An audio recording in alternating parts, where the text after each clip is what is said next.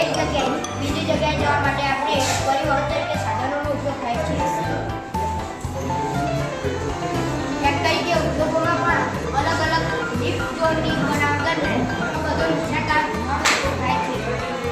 ખેડૂતો પાકની લણણી કરી લીધા બાદ જ્યારે એ પરાળી પાડે છે ત્યારે પણ ઘણો બધો આવો ધુમાડો થાય છે. આ ધુમાડો કાર્બનના કણો ધરાવે છે.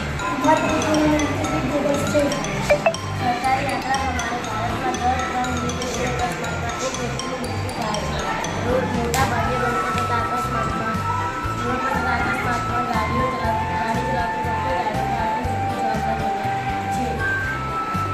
આવી દુર્ઘટનાને લીધે વાહન ચાલકને નુકસાન થાય છે, પરંતુ અન્ય આવી નિર્દયતાને લીધે અન્ય નિર્દોષ લોકો પર તેનો ભોગ બને છે.